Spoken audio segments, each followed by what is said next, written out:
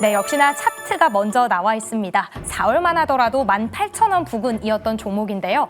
5월, 그러니까 다양한 대선 공약이 쏟아졌던 5월부터 급등하기 시작했습니다. 최저가 대비 108% 넘게 상승하기도 했는데요. 그 이후로는 살짝의 급등락이 있긴 했지만 오늘장 윗꼬리가 달려도 그래도 큰 상승으로 거래를 맡았던 종목입니다. 과연 어떤 문제가 준비되어 있을까요? 문제 내용도 확인해 보도록 하겠습니다. 네, 조금 전 확인했던 이 차트의 주인공, 중국의 태양광 패널 감산 추진 소식에 급등한 한화솔루션입니다. 이뿐만 아니라 더 많은 모멘텀이 있었는데요.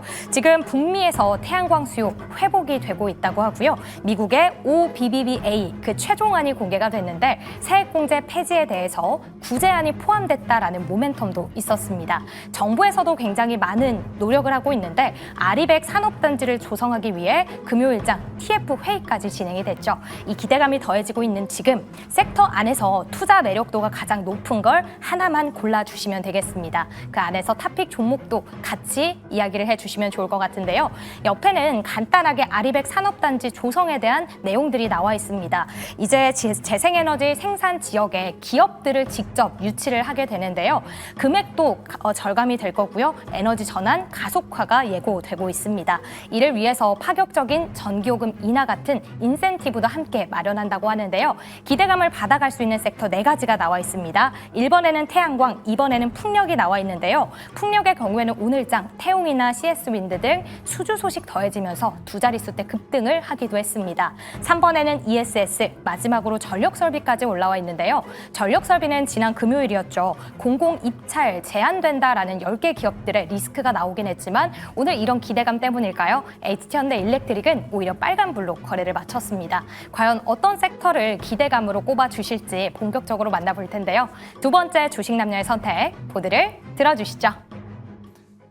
자, 크게 보면 신재생 에너지 관련된 문제를 내어드렸고 1, 2, 3, 4번 보기가 있었는데 왠지 보기를 보자마자 1, 2번보다는 3, 4번 쪽으로 기울지 않을까 하는 생각을 해봤는데 역시나였습니다. 한 분은 ESS, 한 분은 전력 설비를 꼽아주셨는데요. 자, 먼저 최영지 전문가님, ESS 적어주셨고 그 아래에 LG 에너지 솔루션이라고 적어주셨네요. 네, 맞습니다.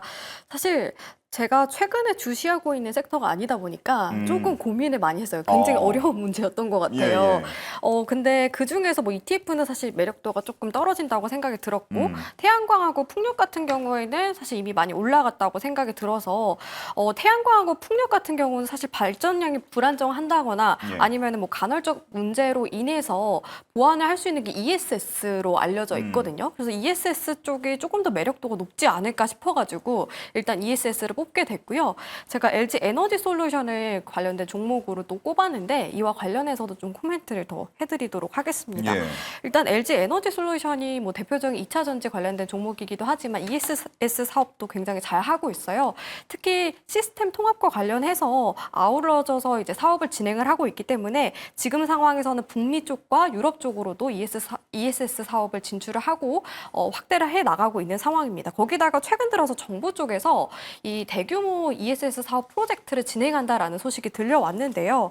2025년 ESS 중앙 계약 시장 1차 사업이라고 불리고요. 여기에 이제 LG 에너지 솔루션이 참가를 하기 위해서 입찰이 진행이 되고 있는 상황입니다. 그래서 LFP 쪽으로는 SK온과 경쟁을 할 것으로 보이고 이제 삼성 SDI하고는 이제 삼원계 쪽으로 경쟁을 할 것으로 전망이 되는데 이번 주 안에 이 결과가 발표가 될 가능성이 높아요. 그래서 이런 모멘텀으로도 작용할 수 있다는 점 참고를 하시면 좋을 것 같고요.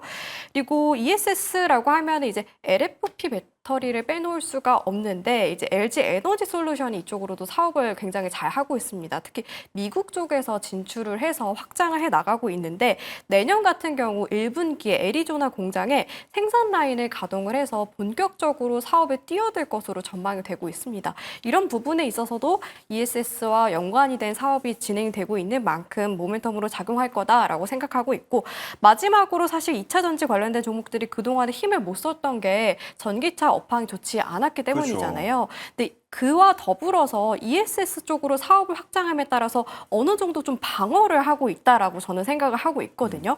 왜냐하면 전기차 캐즘으로 인해서 2차 전지를 어떻게 좀 끌어올릴 수 없는 상황이다 보니까 또 다른 사업을 발굴을 해서 어떻게 보면 약간 해치 수단으로 저는 활용을 하고 있다라고 생각을 하고 있는데 ESS 쪽으로 또 모멘텀을 받게 된다면은 주가가 좀 더 탄력을 받지 않을까 싶어가지고 저는 LG 에너지 솔루션을 가지고 왔고요. 제가 또 오늘 2차 전지 관련된 종목들과 더불어서 바닥권에 있는 종목들을 얘기를 많이 하고 있는데 그렇죠. 차트상으로 봤을 때도 LG 에너지 솔루션이 지금 바닥에서 스물스물 올라오고 있어요. 거기다가 상장을 한 지 그렇게 오래된 종목이 아니다 보니까 최근 들어서 저점을 형성을 했는데 제가 봤을 때는 지금 구간대에서 지지받고서 올라오고 있다라고 판단이 되고 만약에 손절가를 잡는다면 전저점 구간대인 26만 6천 원으로 잡아보시는 게 좋을 것 같고요. 그리고 목표가의 경우에는 지금 상단 매물로 봤을 때 38만 원 구간대에 매물이 많이 쌓여 있는데 이 구간을 단기적인 목표가로 잡고서 접근해 보시면 어떨까 말씀을 드리도록 하겠습니다. 네, 좋습니다. 뭐 목표 주가를 올려잡는 리포트도 이제 하나둘 나오고 있고요. 아무래도 공모가 30만 원을 잠깐 깨고 올라온 뒤로는 설마 또 깨지겠어 이런 시장의 분석들도 있는 것 같습니다. 최영주 전문가도 26만 6천 원 전저점을 손절가로 잡아주셨고요. 목표가는 38만 원으로 제시를 해주셨네요. 자, 다음은 박철순 전문가로 넘어가서 4번 전력 설비를 꼽아주셨어요. 네, 뭐 전력 설비 업황이 좋은 거에 대해서는 뭐 다들 잘 알고 계실 거라고 생각을 하는데요. 일단 오늘 문제 이제 아리백 이 관련된 내용들이 나왔었잖아요. 이 아리백 자체가 사실 기업이 사용하는 전력을 전부 다 이제 100% 재생에너지로 활용을 하자라는 취지거든요. 그래서 전 세계적으로 지금 문화가 만들어진 건데 여기서 지금 아리백 산업단지 조성을 한다는 것 자체는 신재생 에너지를 만드는 생산하는 지역으로 우리가 공장을 이동을 해서 거기서 이제 전력을 직접 받아서 사용을 하자 이런 의미거든요. 왜냐하면 그쪽에서 전력을 멀리 보내면 사실 손실이 날 수밖에 없는 상황이다 보니까 일단 그쪽에다 공장을 많이 짓자라는 게 지금 정부에서 밀려고 하는 정책 중에 하나다라고 보시면 되기 때문에 새로운 산업 단지를 조성한다는 것 자체가 신규 전력 인프라를 깔아야 되는 겁니다. 그렇기 때문에 당연히 전력 관련된 기업들은 당연히 수혜를 볼 수 있는 부분들이 있다라고 보시면 될 것 같고요. 정책이 나왔기 때문에 또 하나의 정책을 보면 에너지 고속도로 관련된 정책도 아마 들어보신 분들이 많을 것 같습니다. 요거는 뭐냐면 지방에서 만들었던 지역에서 만든 이 재생에너지를 주요 수요가 많은 곳, 예를 들어 수도권이라든지 이런 쪽으로 끌어오기 위한 어떤 전력 인프라를 까는 거거든요. 그래서 초과압 직류 송전망 같은 것을 활용해서 어떻게 보면 전력을 끌어오는 그런 정책을 지금 하려고 하는 건데 역시나 여기에서도 전력기기 관련된 기업들이 수혜를 볼 수밖에 없습니다. 거기 플러스 글로벌 시장 전체적으로 봤을 때 AI 수요 때문에 전력 수요가 많아지다 보니까 당연히 신규 전력 인프라를 깔고 있는 상황, 거기다가 노후화된 전력망이 사실 미국과 유럽에 엄청나게 많습니다. 선진국일수록 더 오히려 노후되는 게 더 많거든요. 그러다 보니까 30년 되는 이 전력망들을 다 이제 교체를 하다 보니 어마어마한 수요들이 앞에서 나오고 있는 거죠. 그래서 전력 관련된 기업들 같은 경우는 수출량도 굉장히 급속도로 늘어나고 있는 상황이어서 일단 업황이 좋다라고 보시면 될 것 같고요. 그중에 제가 산임전기를 일단은 꼽아드린 이유는 일단은 수출이 굉장히 급속도로 늘어나고 있습니다. 지금 수출 비중이 거의 95%를 넘어가고 있는 수준인데 그만큼 해외에서 오더가 굉장히 많이 들어오고 있다라는 것들을 보시면 될 것 같고 실적이라든지 이런 내용들을 좀 살펴봤을 때 관세 충격을 거의 받지 않는 걸로 지금 확인이 되고 있기 때문에 관세 충격에도 자유로운 기업이라는 게 장점이다라고 보시면 될 것 같고요. 2분기 실적은 뭐 너무나 좋습니다. 뭐 매출액과 영업이 둘 다 60에서 70%대 전년 동기 대비해서 고성장이 예상이 되기 때문에 실적 실현도 굉장히 맞춤형 종목이다라고 보시면 될 것 같고요.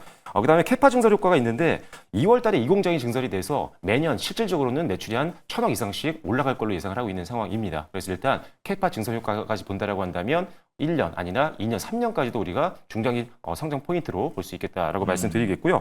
그리고 이제 2025년도 순이익 감안했을 때 사실 다른 전력기기 우리가 예를 들어서 뭐 현대 일렉트릭이라든지 LS 일렉트릭, 효성중공업 이런 회사 대비했을 때 PR이 상대적으로 좀 낮습니다. 그래서 일단 그 부분도 매력적이라는 점 그리고 지금 최고가 구간에서 움직이고 있기 때문에 상단에 저항선이 없다는 점도 강점이라고 보시면 좋을 것 같습니다.